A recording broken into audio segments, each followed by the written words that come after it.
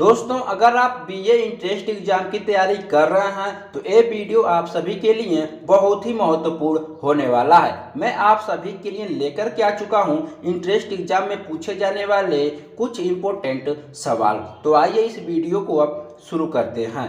आज का आपका पहला प्रश्न हो जाएगा, मिश्रित अर्थव्यवस्था का अर्थ है। तो आपको चार ऑप्शन मिल जाते हैं। जो ऑप्शन सही होता है उसको जो है कि OMR शीट पे आपको लिखना होता है। तो पहले का सही आंसर हो जाएगा दोस्तों ए, सार्वजनिक एवं निजी उद्योगों का सह अस्तित्व। दूसरा प्रश्न होगा, अर्थव्यवस्था के प्राथमिक क्षेत्रों में से शामिल किए जाते हैं। अर्थव्यवस्था के प्राथमिक क्षेत्रों में शामिल किए जाते हैं। तो सही आंसर होगा आपका बी। बी नहीं, ये सभी, यानी कि दोस्तों अर्थव्यवस्था जो है कि प्राथमिक क्षेत्रों में शामिल किए जाते हैं, कृषि, उत्खनन और वन, यानी कि ये सभी आपका सही होगा ऑप्शन नंबर डी। तीसरा देखिए, अर्थव्यवस्था में द्वितीयक क्षेत्र के अंतर्गत शामिल किए जाते हैं। तो क्या क्या शामिल किए जाते हैं? तो बिजली, गैस, लौ इस्पात, यानी कि उपरोक्त जो है कि सभी इसमें भी आपका सही हो जाएगा। ठीक है ना। अर्थव्यवस्था में आपको ध्यान देना अच्छे से। अगला प्रश्न कि अर्थव्यवस्था में तृतीयक क्षेत्र का संबंध है। तो किससे संबंध है दोस्तों? ये सभी, यानी कि दोस्तों परिवहन भी होना चाहिए, डाक सेवा और व्यापार, यानी कि ये सभी भी इसमें भी सही होगा। ठीक है। अगला प्रश्न, सेवा क्षेत्र अर्थव्यवस्था के किस क्षेत्र को जो है कि कहा जाता है? तृतीयक।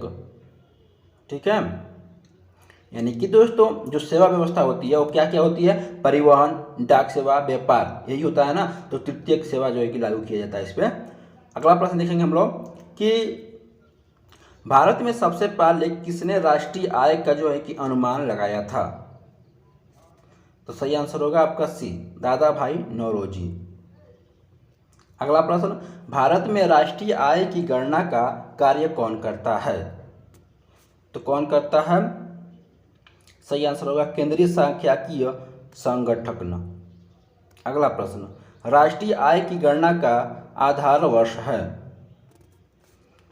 1999 से 2000। दोस्तों वीडियो में पूछे गए प्रश्न का उत्तर अगर आपको पहले से पता होगा तो आप नीचे कमेंट करके भी बता सकते हैं।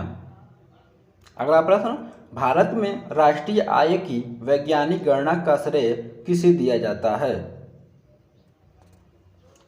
Pro VKRV Rao.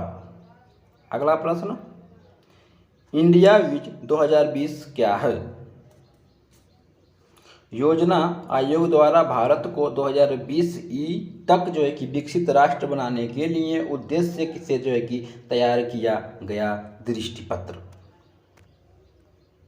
अगला प्रश्न देखेंगे कि योजना आयोग के अनुसार ग्रामीण क्षेत्रों में कितनी कैलोरी जो है कि पोषण प्राप्त न करने वालों को जो है कि गरीबी रेखा से नीचे माना जाता है? सही आंसर होगा आपका बी, 24 कैलोरी। अगला प्रश्न, योजना आयोग के अनुसार शहरी क्षेत्रों में कितनी कैलोरी पोषण न प्राप्त करने वालों को गरीबी रेखा से नीचे माना जाता है? शहरी, तो 21 कैलोरी।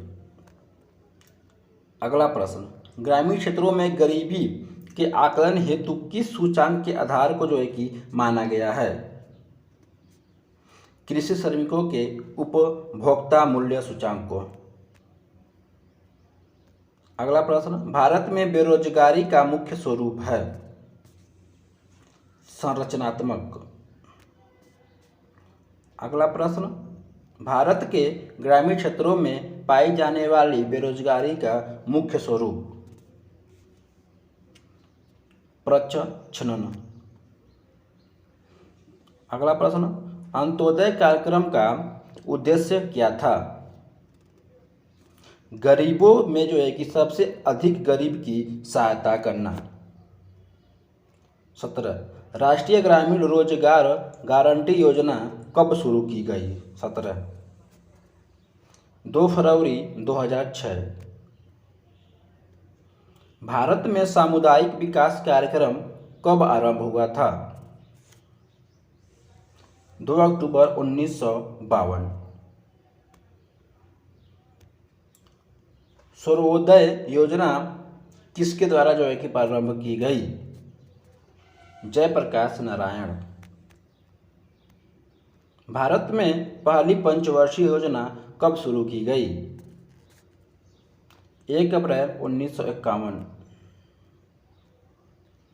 प्रथम पंचवर्षीय योजना का मुख्य बल किस क्षेत्र पर था? कृषि। राष्ट्रीय विकास परिषद का पदेन अध्यक्ष होता है, तो कौन होता है? प्रधानमंत्री। द्वितीय पंचवर्षीय योजना विकास के किस मॉडल पर आधारित थी? B C Mahalanobis. Option number B. द्वितीय पंचवर्षीय योजना में किस क्षेत्र के विकास पर जो है कि सर्वाधिक बल दिया गया था? उद्योग। इस वीडियो का लास्ट क्वेश्चन आपका रहेगा 25वां। देखिए कि निम्नलिखित में से किस इस्पात कारखाने की स्थापना द्वितीय पंचवर्षीय योजना के दौरान की गई? ये सभी आपका हो जाएगा। ठीक है, तो दोस्तों 25 इंपोर्टेंट सवाल में से आपने कितने का आंसर सही किया नीचे कमेंट करके जरूर बताएं। ऐसे ही वीडियो देखने के लिए चैनल को सब्सक्राइब करके बेल आइकन को प्रेस जरूर करना। धन्यवाद।